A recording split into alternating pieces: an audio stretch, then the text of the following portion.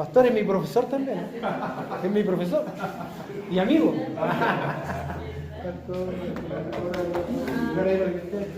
Bueno, para los que no lo conocen, el pastor no es primera vez que nos acompaña. Él años atrás nos hizo ahí algunos seminarios como iglesia. Y algunos ya lo conocen.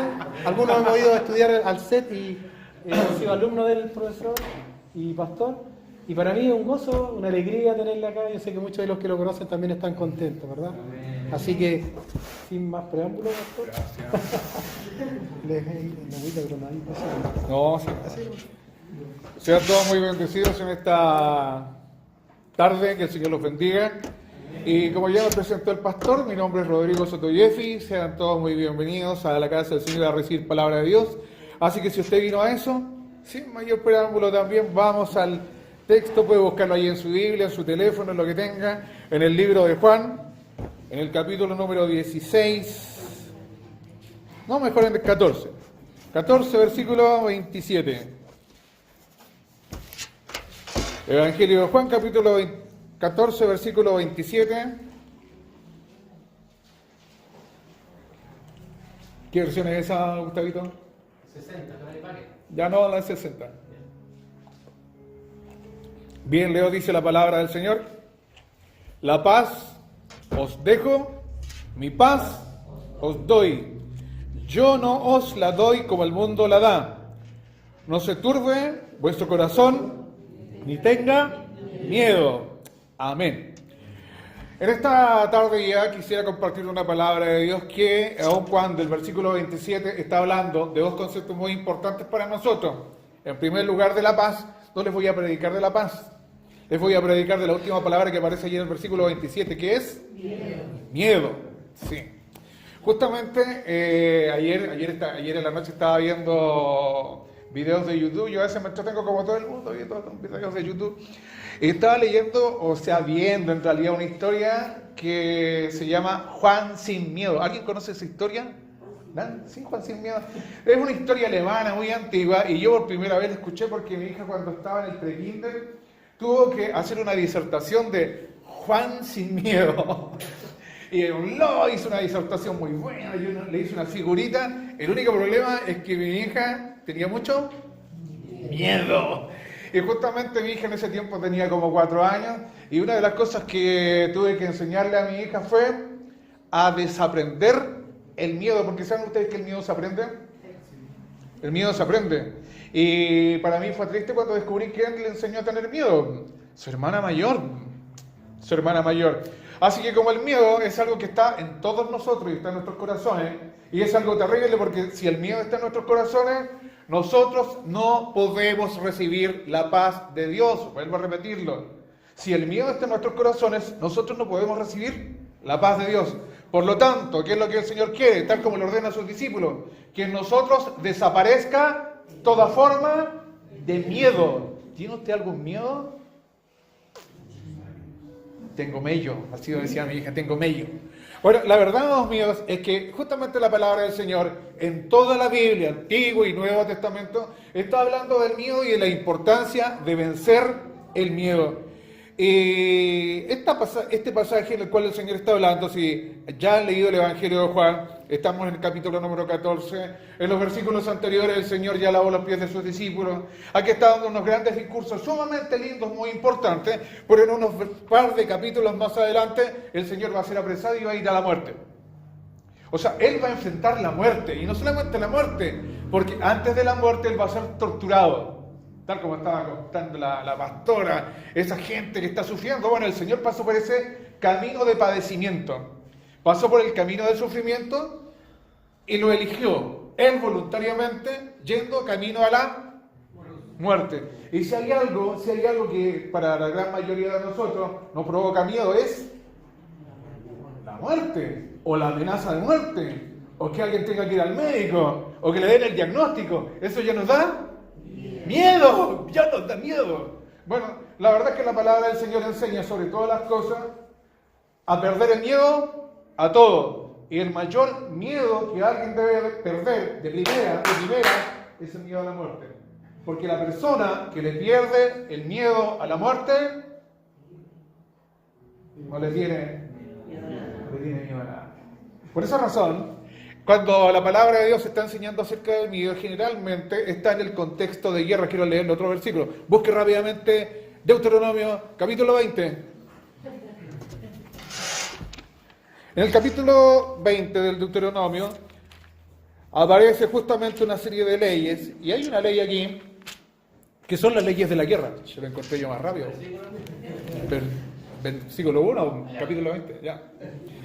Dice así, capítulo número 20, versículo 1 del Deuteronomio. Cuando salgas a la guerra contra tus enemigos, si vieres caballos y carros y un pueblo más grande que tú, y aquí viene una orden del Señor. La orden es esta: no tengas temor de ellos, porque Jehová tu Dios está contigo, el cual te sacó de tierra de Egipto. ¿Saben ustedes que cuando Dios habla, como Dios es el rey, es el soberano del universo, es el creador de todo, cuando Dios habla, Dios nos da consejos, como a veces nosotros decimos, y ahora vamos a recibir el consejo de la palabra de Dios? Dios no aconseja a nadie. Dios es el rey, es el soberano y Él da orden. O sea que usted simplemente, si es que cree, tiene que obedecer. Todos tenemos que cuadrarnos delante del Señor y obedecer lo que Dios dice. Y justamente, el Señor, cuando está hablando aquí del miedo y está dando la orden de que alguien no debe tener miedo, tal como dice ahí el versículo número 1, cuando salgas a la guerra. ¿Saben ustedes el primer consejo que yo podría darles para que el miedo desaparezca de nuestras vidas? Es este. Usted y yo debemos entender en primer lugar que vivimos en un constante tiempo de guerra. Claro, la pastora cuando uno ve Ucrania, o cuando ve la gente en Israel, los pobres palestinos que mueren, los niños que están allí. Si ustedes viesen en África hay como 4 guerras, en Asia hay como otras 3 guerras más, en Centroamérica hay una guerrilla, en Colombia, en Nicaragua todavía hay gente que está matándose. Todos nosotros, amados míos, debemos entender que vivimos permanente y constantemente en una temporada de guerra. Este capítulo número 20 del Deuteronomio que aparece allí, cuando dice, cuando salgas a la guerra, en el tiempo de la antigüedad, ¿sabía usted que la gente estaba acostumbrada a la guerra? Sumamente acostumbrada a la guerra, porque había temporadas de guerra. Yo no sé si usted ha leído el pasaje de la historia de David, cuando él está en el palacio y ve a Betsabé, una muchacha linda. El pasaje inicia y dice así: cuando era el tiempo de la guerra y todos los reyes salían a la guerra, el rey que debía ir a la guerra, ¿qué hizo? No fue a la guerra, y por no ir a la guerra, cayó en lo que cayó. La verdad es que en el tiempo de la antigüedad, así como había temporada de la cosecha, temporada de esto y temporada de lo otro, la gente decente también decía, pues este es el tiempo de la guerra. ¿Y qué es lo que hacía?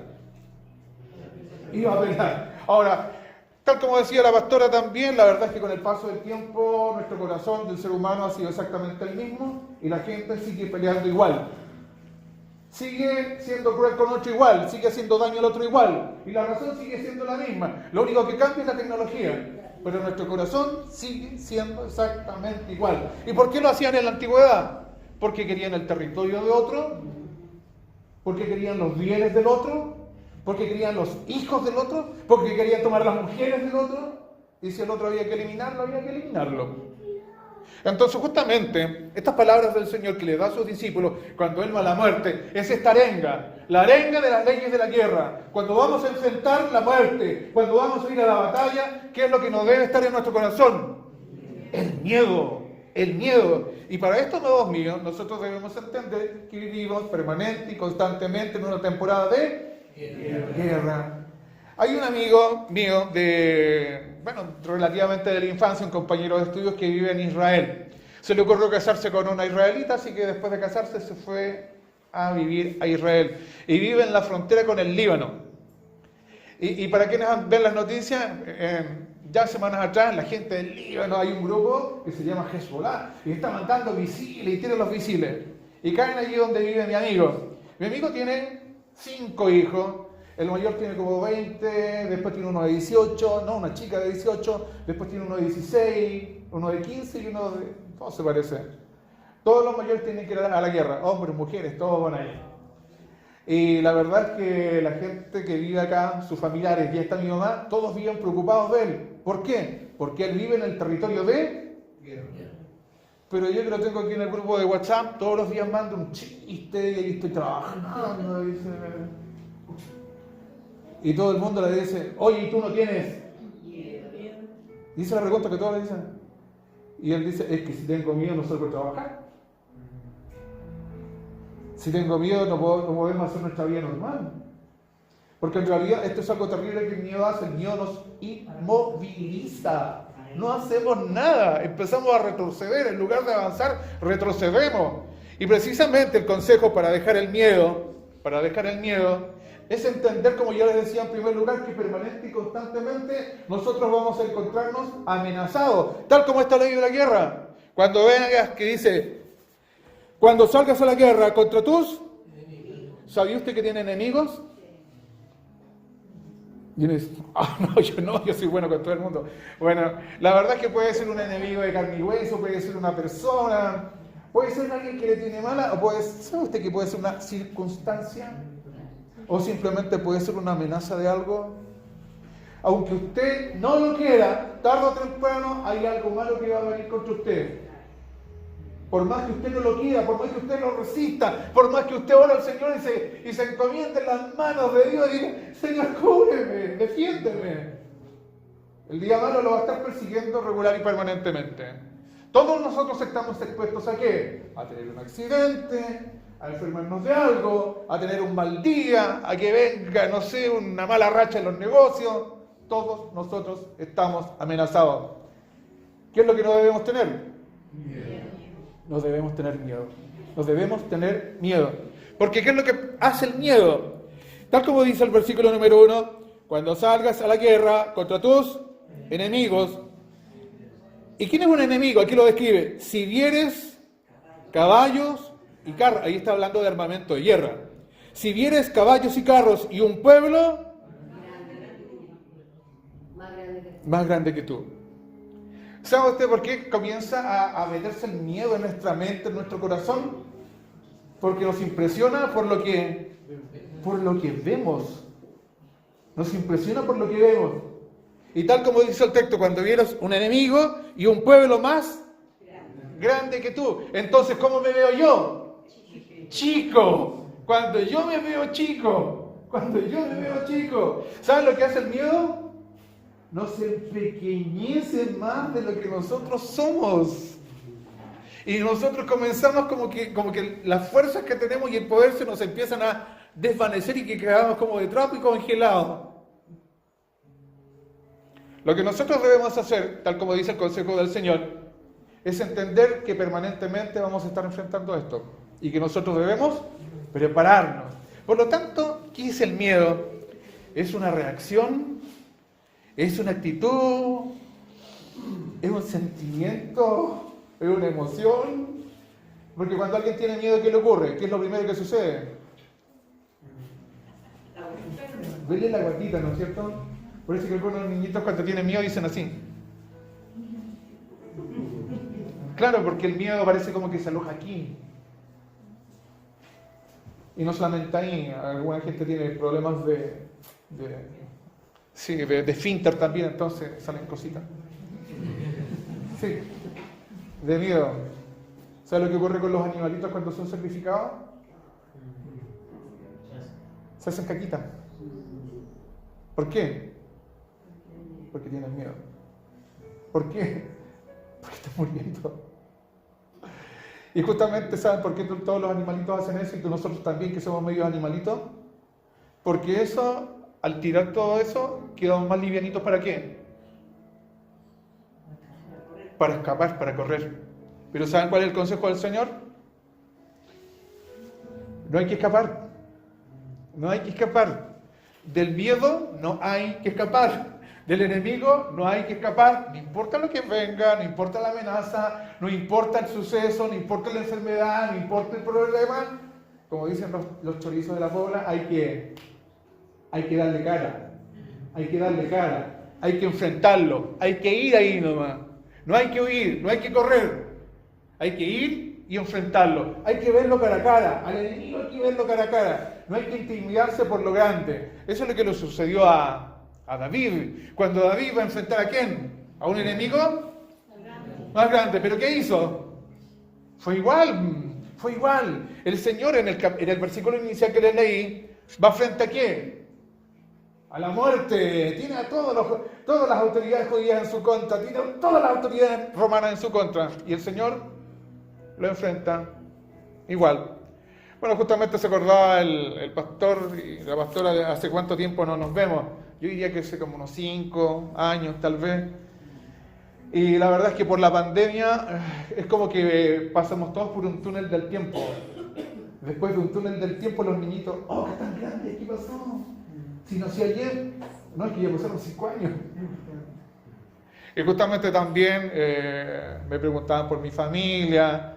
Y en el tiempo de la pandemia, cuando recién la pandemia también se inició, falleció mi esposa. Yo todavía recuerdo cuando teníamos que entrar a trabajar el año 2020, era el término de las vacaciones. Y justamente el día domingo, antes del inicio del trabajo, porque mi esposa era profesora, comenzó a tener un malestar. Y yo me sentía mal. Y ella me decía, anda al médico.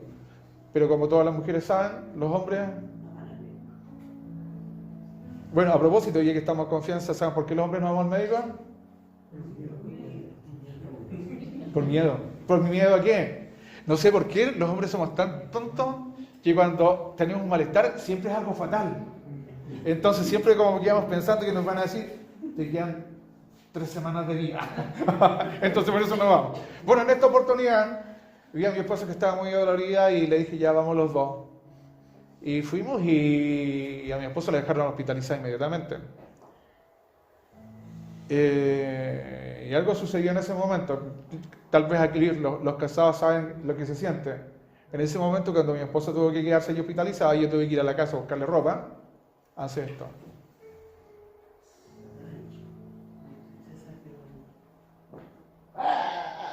¿Alguien ha pasado por esa situación, no? ¿Cuándo hace eso?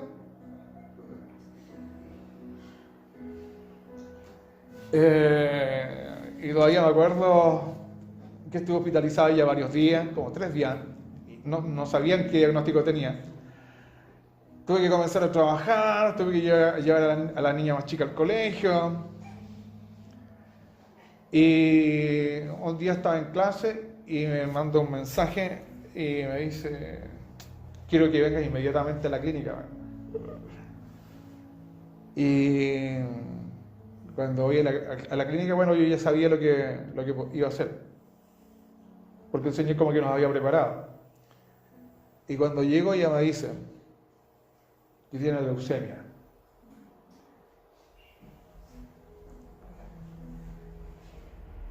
Y el diagnóstico inicial era como para 5 semanas de vida.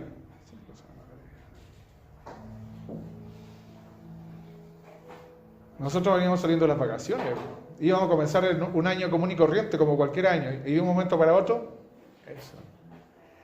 Y para las mujeres que están aquí presentes, para que sepan cómo piensa un hombre, los hombres por alguna razón, todo lo que enfrentamos lo traducimos como a plata. ¿Cuánto va a costar esto? ¿Qué va a pasar con eso? Claro, es grave eso. ¿Qué va a pasar con nosotros? El tratamiento. Yo me acuerdo que después cuando llegué a la casa y de la mañana me levanté y miré al departamento cuando me estaba duchando. Como alguna gente vamos a tener que perder la casa por hacerlo, por tratar a mi esposa, por endeudarnos. Y comencé a pensar, ¿aquí estamos dispuestos para enfrentar esta situación? ¿Aquí estoy dispuesto yo? Y precisamente eso es lo que el Señor quiere. Esa actitud, esa respuesta de nosotros frente a algo que viene, cómo nosotros pensamos y cómo nosotros lo enfrentamos para bendición de nosotros. Justamente cuando a mi esposa le dieron el diagnóstico, tal como le dieron los pastores, el Señor le habló y le dio un salmo. Así que para que no miren en menos los salmos. Y después de orar, el Señor le dio un salmo y me dijo, léelo, ese día cuando yo fui, y me dijo el diagnóstico que tenía. Leí el Salmo, y como siempre las mujeres son bien directas, me quedo mirando y digo, ¿y tú qué crees? Así, bien chora. Bueno, cuando uno es pastor y ayuda a otra gente en situaciones como esa, siempre el Señor como que da gracia, pero cuando es alguien tan directo, es diferente. Y lo único que yo le respondí es que el Señor le estaba mostrando a ella todo lo que ella iba a pasar, todo lo que ella iba a vivir. Lo único complejo era al final del Salmo. Porque lo que quería saber ella, quería que yo le diga, es si ella iba a vivir o a morir. Y la verdad es que el final del Salmo justamente se abría como para eso. No solamente el Señor le describió todo el proceso, sino que finalmente se podía entender como que o el Señor le iba a dar victoria sobre eso, o el Señor le iba a dar una victoria mayor, llevársela a su presencia.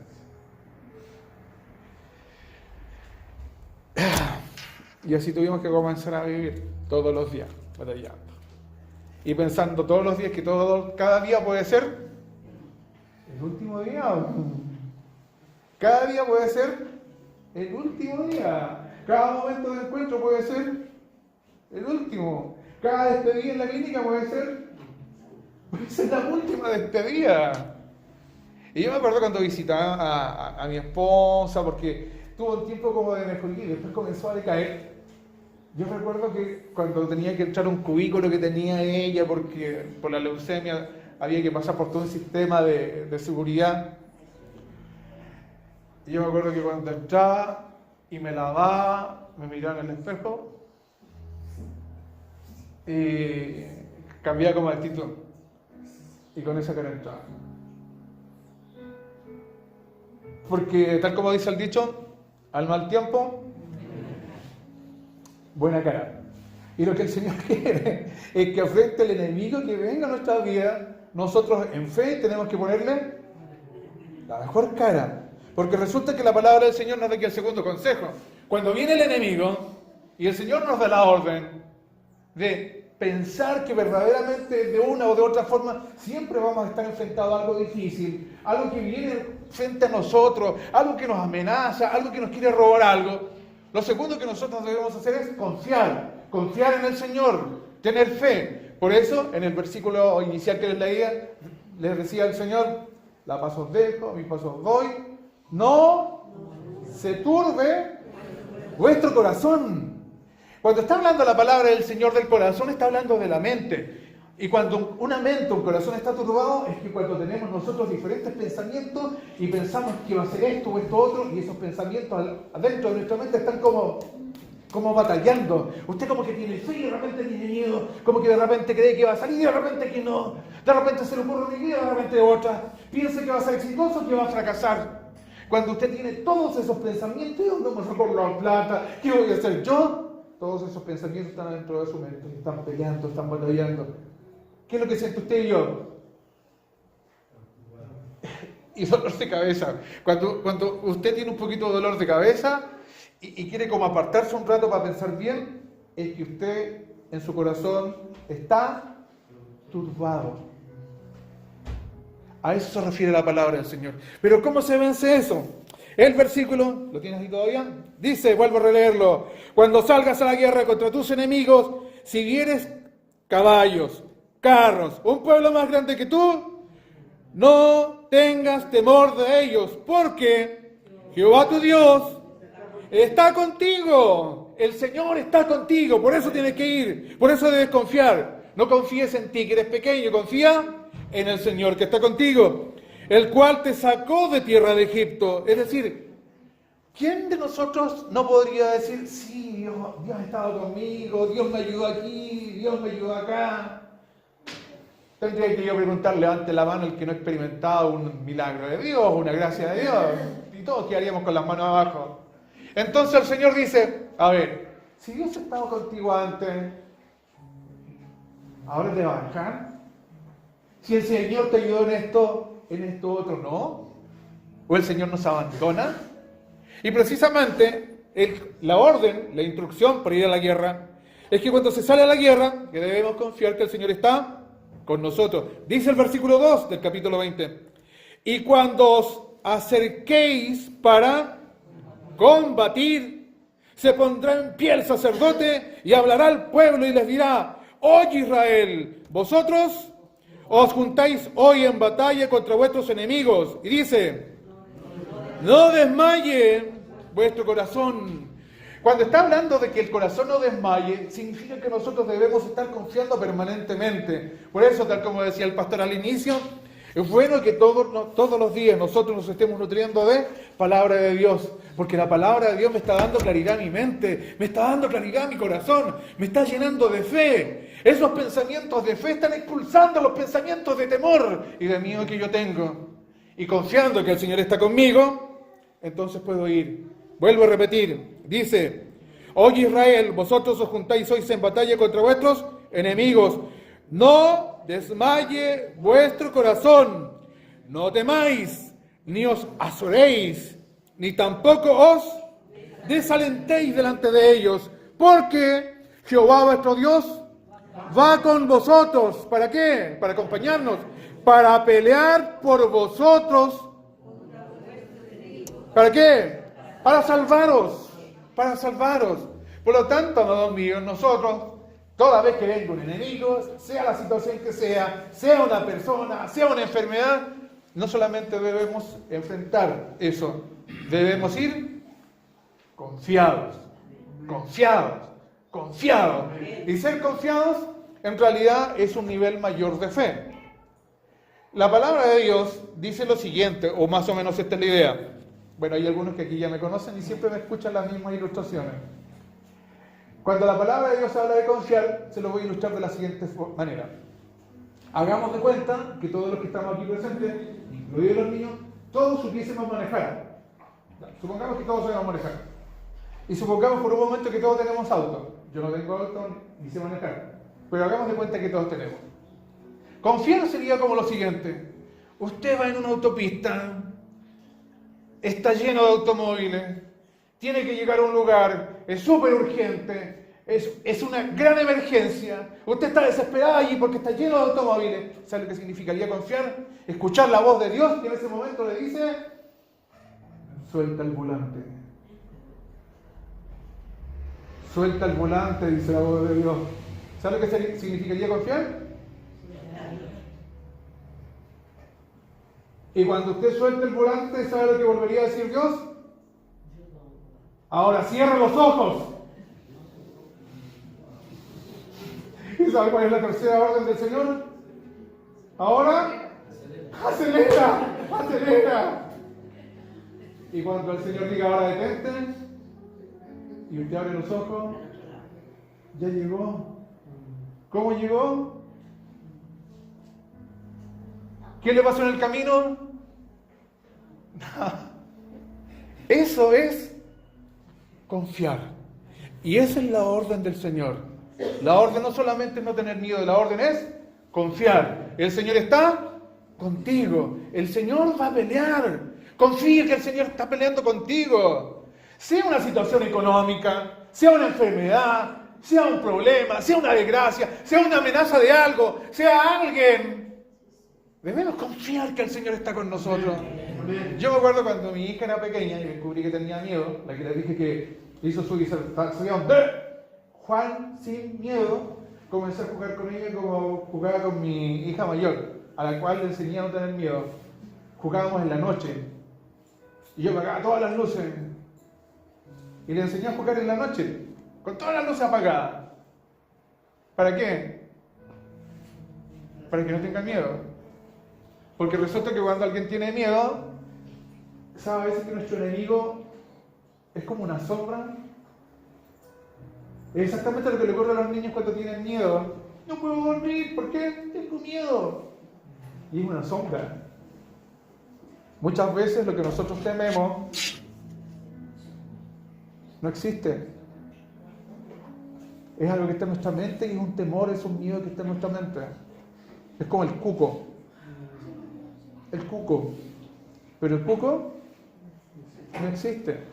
Eso es lo que dice el Señor. Cuando el Señor que está contigo, el enemigo desaparece. Así que a todos los niños que le hayan dicho, cuidado que viene el cuco, es mentira.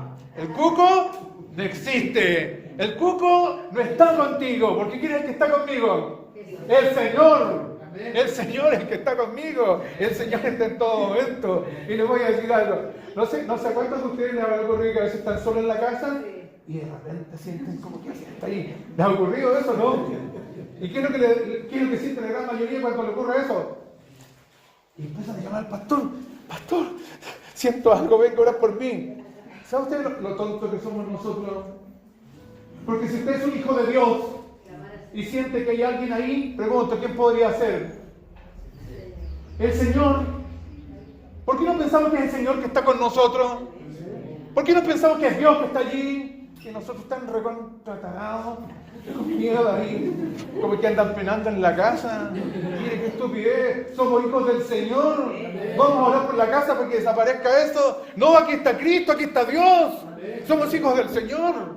Debemos permanentemente confiar. Y cuando alguien confía, bueno, dice la instrucción que no solamente el sacerdote debía hablar, sino que después debían hablar los oficiales. Y aquí, como es más largo, no lo voy a pedir a Gustavito que lo muestre, pero debían aparecer los capitanes del ejército y decían, antes de ir a pelear, ¿hay alguien que tenga miedo? Aquí levante la mano. Y si alguien levantaba la manito, lo mandamos para la casa. Sí, porque el Señor no va a la guerra con gente cobarde, porque ¿sabe lo que ocurre con los cobardes, los que tienen miedo? Eso es contagioso. El miedo es contagioso. Usted va a la calle y de repente ve una persona corriendo, dos personas corriendo, ¿qué va a hacer usted? ¡Sale corriendo! ¿Y corriendo de qué? No sé, todos vamos corriendo. ¡Qué estupidez! Eso es lo que es el miedo. El miedo es contagioso. Y el miedo, lo más terrible, es que nos roba la fe. El miedo roba la fe, nos quita los pensamientos de fe. Por lo tanto, entonces, la arenga, había que quitar a esa gente. ¿Hay alguien que esté recién casado y todavía no ha tenido noche de bodas? Váyase a su casa, esté con su mujer, tampoco voy a ir a pelear. ¿Alguien acaba de hacer algún negocio y todavía no comienza el negocio? Sí, yo lo tengo que inaugurar mañana. A la casa también. ¿Saben cuál era la orden? Porque cuando la gente iba a pelear, se esperaba que todos estuviesen concentrados, sin distracción. Porque cuando alguien va a pelear pero está distraído, ya le llegó la baluga. Un segundo de distracción.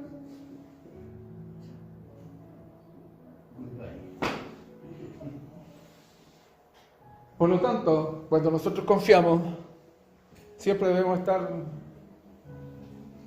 atentos. Siempre atentos al enemigo, pero también al Señor que está con nosotros.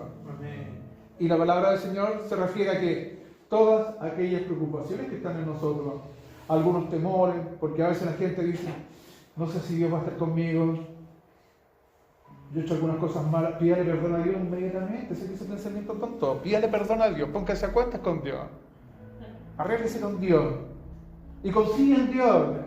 Porque dice la palabra de Dios que cuando alguien está medio arrepentido, el Señor ya lo recibe inmediatamente. Y el Señor lo acoge y el Señor lo acompaña. Porque precisamente lo que ocurre cuando nosotros estamos enfrentando situaciones complejas es que empezamos a acordarnos de todas las cosas y decir, en realidad yo merezco esto, en realidad está bien que me ocurra esta iglesia. ¡Qué burrada! Por esa razón, todo aquello que nos puede distraer y robar la fe, dice la palabra del Señor que debe quitarse, y eso se refiere a que nosotros estemos limpios en nuestro corazón, limpios en nuestro corazón, limpios en nuestro corazón. Porque como dice el refrán, el que nada hace, nada teme. Muchas veces la Escritura dice así, que cuando el Señor venga, porque el Señor viene, y cuando el Señor venga, a todo el mundo los va a llamar a su presencia. Y ahí hay algunos que van a tener miedo en ese momento. ¿Por qué? Porque se van a acordar de todo lo que hayan hecho. Entonces, por esa razón, el consejo del Señor es siempre estar a cuenta, siempre limpiando nuestra vida, siempre limpiando nuestro corazón, porque el consejo del Señor, tal como dice aquí, es ir de esa forma y enfrentar al enemigo. Segunda de Crónica, Gustavito, capítulo 20, verso 21. A ver, busca rápido.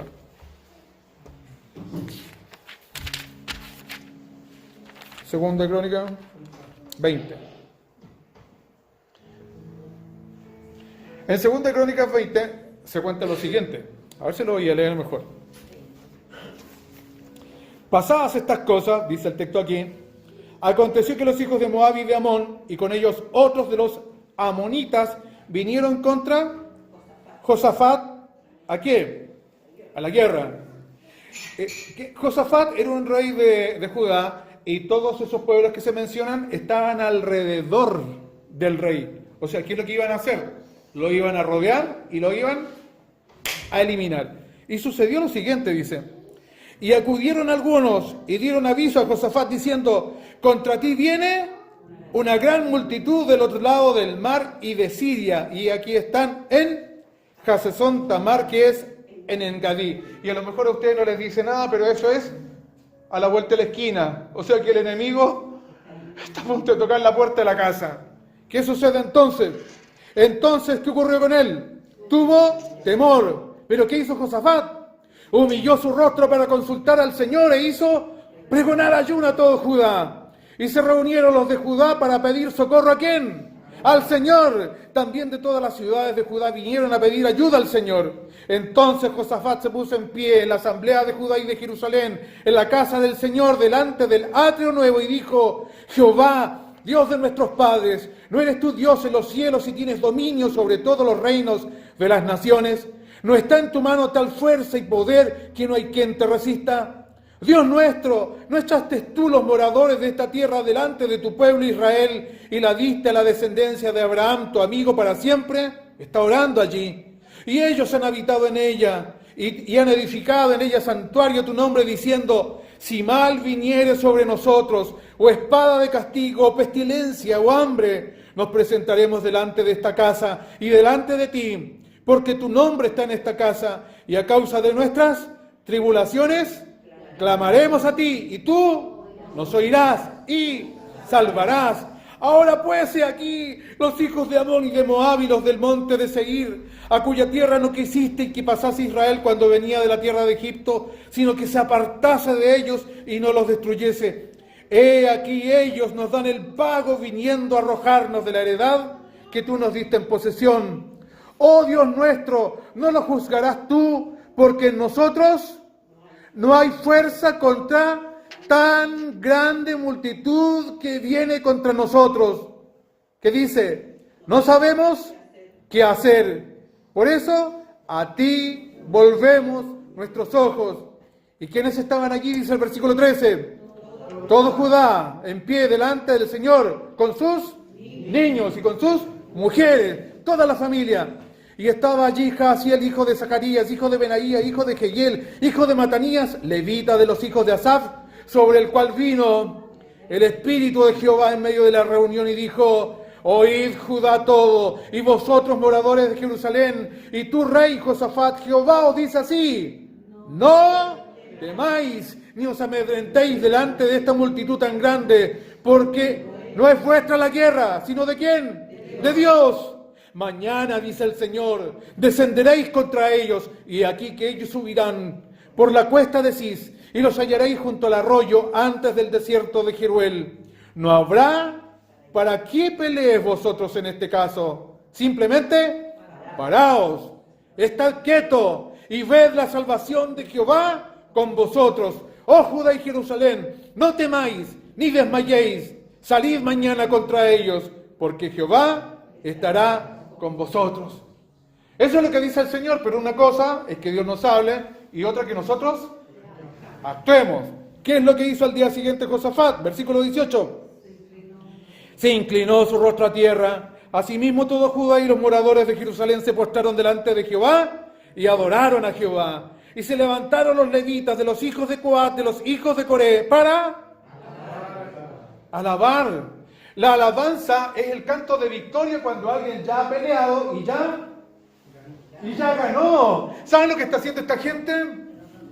Está cantando de victoria antes de que comience el partido. ¡Campeón! Y eso es lo que están haciendo. Están alabando al Señor. Porque ellos ya se dan, ¿por qué? Por ganador. Venció, no, ganadores, pastora. Es el otro equipo. Dice, versículo número 20. Y cuando se levantaron por la mañana, salieron al desierto de Tecoas. Y mientras ellos salían, Josafat, estando en pie, dijo: oídme, Judá y moradores de Jerusalén.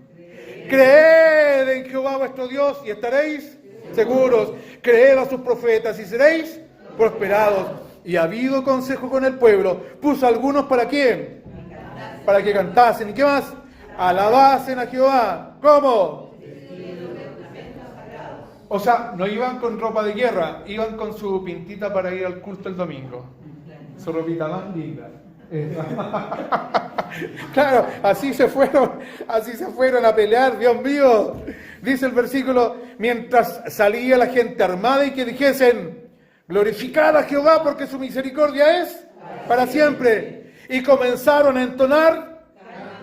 Así se va la guerra. Así se va la guerra, no con temor. Se va alabando al Señor, confiando en Dios. Y dice, y Jehová puso contra los hijos de Amón, de Moab y del monte de Seir las emboscadas de ellos mismos que venían contra Judá. ¿Y qué ocurrió?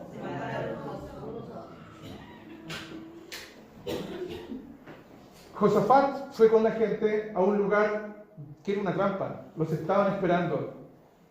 Pero resulta que, tal como dice la palabra del Señor, los enemigos eran 3 pueblos y entre ellos tenían algunas rencillas.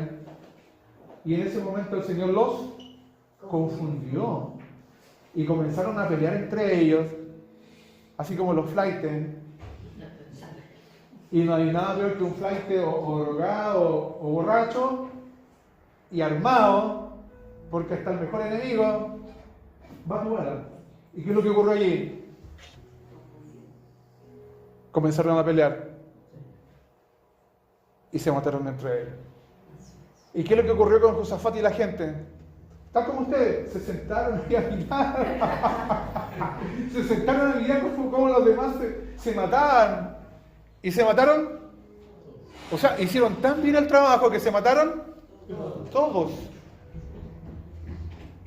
Porque cuando fueron alabando y cuando fueron con su mejor ropa, no, la palabra de Dios nos dice que hayan llevado armas. Parece que iban muy confiados que el Señor les iba a dar la victoria.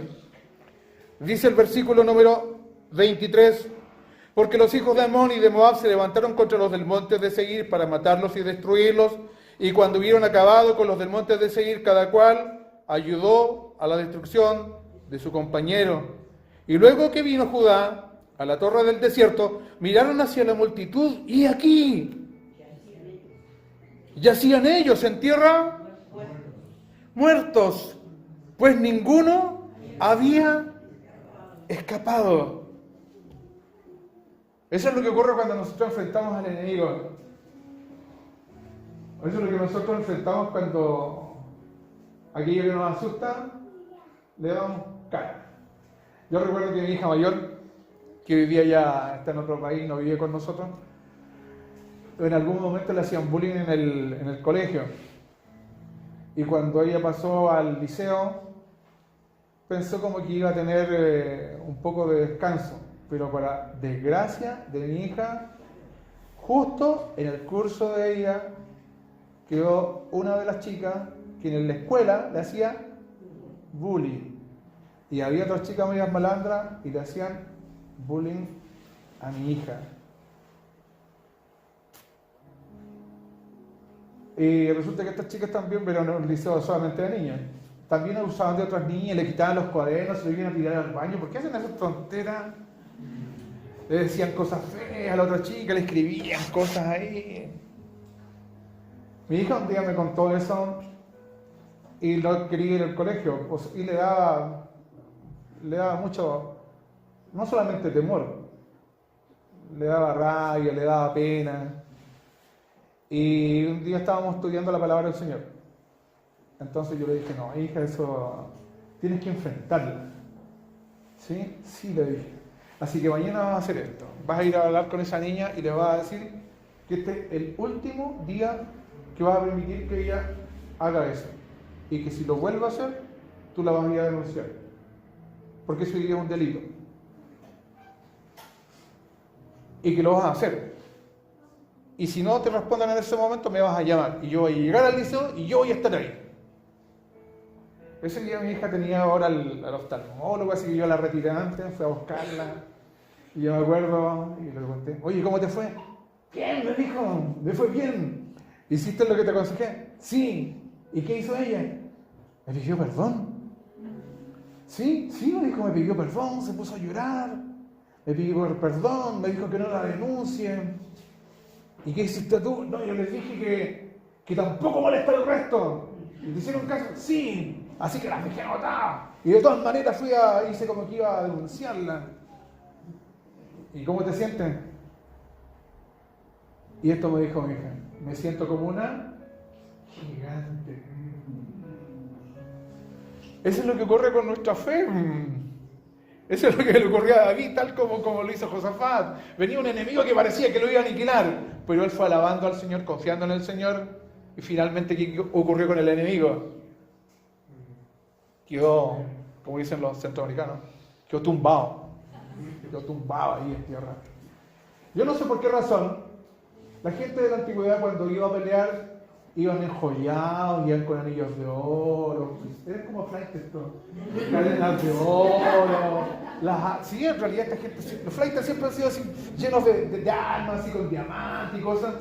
Entonces, cuando termina la guerra, y eso es lo que dice a continuación el versículo, el Señor le da la orden a Josafat y a su gente le dice: despójenlos ahora y quiten el botín. A ver, ¿qué es lo que dice? Veamos lo que dice la palabra del Señor. Dice el versículo 25: viniendo entonces Josafat y su pueblo a despojarlos, hallaron entre los cadáveres muchas riquezas, así vestidos como también alhajas preciosas que tomaron para sí. Tantos, voy a repetirlo, tantos, ¿cuántos días estuvieron? 3 días estuvieron recogiendo el botín, porque era mucho, 3 días recogiendo botín. Es decir, no solamente fueron a enfrentar al enemigo, no solamente vencieron al enemigo, el enemigo desapareció y además quedaron ricos, aleluya. Y por esa razón dice el versículo 26: y al cuarto día se juntaron en el valle de Berajá, o de la bendición, porque allí bendijeron a Jehová, y por esto llamaron el nombre de aquel paraje el valle de Berajá, o de la bendición, hasta hoy. Cuando nosotros enfrentamos a un enemigo, ¿saben lo que el Señor quiere en realidad hacer con nosotros? Quiere bendecirnos.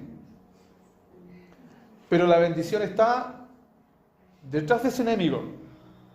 O sea, ese enemigo tengo que enfrentarlo y vencerlo, porque la bendición está detrás. Por eso es que nosotros debemos continuar avanzando. Por eso es que nosotros no debemos dejarlo. Concluyo leyendo un texto del Apocalipsis, para que vean que en realidad esto está en toda la Biblia. Y quiero leer un mensaje que el Señor le da a la iglesia más linda del Apocalipsis. Si alguien tiene hija, a uno de estos días póngale este nombre porque es lindo. Esmirna se llama. Es sumamente lindo, Esmirna. De todas las iglesias del Apocalipsis, ¿sabían ustedes que esta es la única ciudad que todavía existe hasta el día de hoy? Izmir. Existe, está en Turquía y es una ciudad tan linda que para Turquía es como el Viña del Mar que tenemos nosotros. Izmir. Es la única ciudad que existe porque el Señor la dejó con vida, yo creo que por esta gente. Dice así, versículo 8 del capítulo 2. Escribe el ángel de la iglesia en Esmirna, el primero y el postrero, el que estuvo muerto y vivió, dice esto. Yo conozco tus obras y tu tribulación, porque a veces el enemigo que vino, y también tu pobreza, porque ese es el otro enemigo que vino. Pero tú eres rico. Y la blasfemia de los que se dicen judíos, porque los perseguían, pero no lo son, sino que son sinagoga de Satanás. Versículo 10. No temas en nada lo que vas a padecer. He aquí que el diablo echará a algunos de vosotros en la cárcel. ¿Para qué? Para que seáis probados. ¿Y tendréis tribulación por mucho tiempo? No, un tiempo agotado. Pero ¿cuál es el consejo? Sé fiel hasta la muerte, y yo te daré la corona de la vida, dice el Señor. El que tiene oído oiga lo que el Espíritu dice a la iglesia. El que venciere no sufrirá daño de la segunda muerte. Porque aun cuando mi esposa no está con nosotros, hay algo que queremos nosotros los hijos del Señor. Nosotros no morimos. Nosotros no morimos. Lo repito, los que creemos en el Señor no morimos. Cambiemos como de escenario nomás. Pero morir, morir no. Y sea donde sea, la gloria y la bendición que el Señor tiene para nosotros es tan glorioso que no vamos a padecer nunca más. Así que ¿sabe lo que el tipo de enemigos que nosotros enfrentamos hoy día?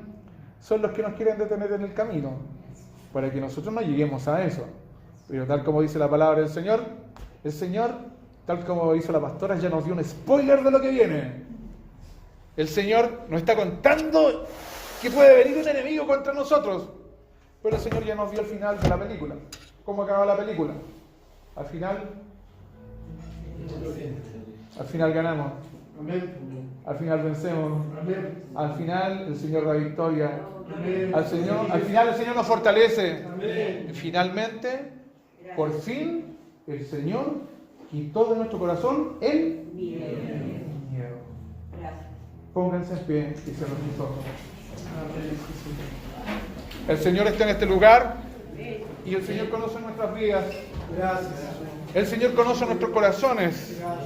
Y también el Señor conoce nuestros miedos. No debemos avergonzarnos de tener miedo. Todos nosotros tememos a algo que está presente, algo que viene, que sabemos, o algo que tememos, simplemente como un fantasma que nos amenaza. Pero lo que el Señor nos dice en esta hora, no tengas miedo, dice el Señor. Si usted tiene algún miedo en su corazón en esta hora y quiere ser definitivamente libre y decirle al Señor, Señor, llévame este miedo, Señor. Levante su mano y vamos a orar. Levante su mano y vamos a orar. Vamos a orar en este momento. Y mantenga allí su mano. Y en fe, porque vamos a orar. Amado Señor, Dios Todopoderoso, te damos gracias, Señor, porque tú estás aquí. Porque tú eres real, Señor. Porque tú eres el Dios, Señor, que no solamente nos acompaña. Eres tú, Señor, el que pelea por nosotros. Eres tú, Señor, el que nos sostiene de la mano. Por eso al levantar nuestras manos, Señor, sabemos que tú nos tomas. Sabemos, Señor, que tú nos fortaleces. Nos das el vigor, Señor. El vigor necesario para mantenernos en pie. Porque al terminar la batalla, Señor, tú nos das victoria. Porque tú, Señor, te llevas todo temor. Porque contigo, Señor, somos capaces de enfrentar todo lo que venga. Porque no es nuestra fuerza, esa es la tuya, Señor. Por eso te pido para cada uno de tus hijos e hijas, Señor, en este momento, que no solamente les llene de tu presencia y de vigor. Te pido, Señor, que les dé victoria. Que sean capaces de ver en sus vidas, que tú les fortalezcas, que tú les bendigas y que todos los demás, Señor, sean testigos de la bendición que tú dejas sobre sus vidas, detrás, Señor, de esa batalla, detrás de esa victoria, porque contigo, amado Señor, verdaderamente somos más que vencedores. Oh bendito Señor, tu bendición sobre cada uno de tus hijos, tu bendición sobre tu pueblo, en el nombre del Padre, en el nombre del Hijo y del Espíritu Santo. Amén. Amén. Amén. Un aplauso al Señor. Un aplauso al Señor. Aplauda al Señor. Aplauda al Señor. Adoramos.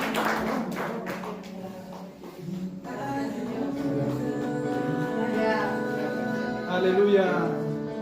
Socorro viene de ti. Sí, Señor. Gracias, Señor.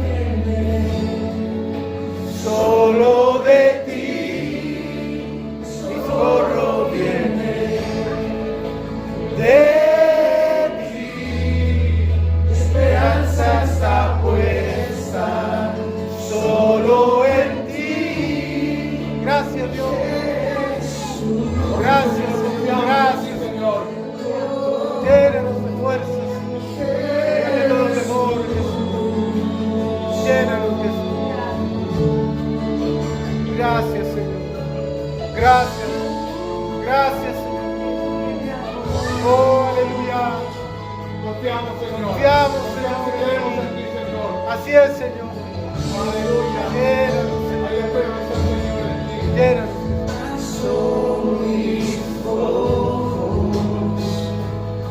¿De dónde vendrá mi socorro?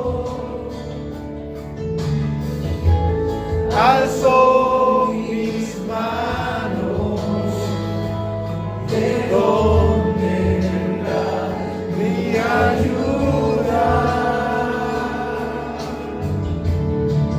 Mi socorro viene de ti, mi ayuda viene solo de ti, mi socorro viene de ti, mi esperanza está puesta solo en ti, mi socorro viene de ti, mi ayuda viene solo de ti, mi socorro viene de ti, mi esperanza está puesta solo en ti.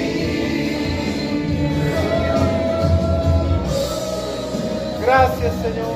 Gracias, Señor. Gracias, Jesús. Oh, gracias por tu palabra. Gracias, Señor. Gracias, Señor. Tú eres nuestro socorro. Gracias, Señor. Gracias, Jesús. Llénanos con tu presencia, con tu presencia. Socorro viene de ti, mi ayuda viene solo de ti, mi socorro viene de ti, mi esperanza está puesta solo en ti, mi socorro viene de ti, mi ayuda viene solo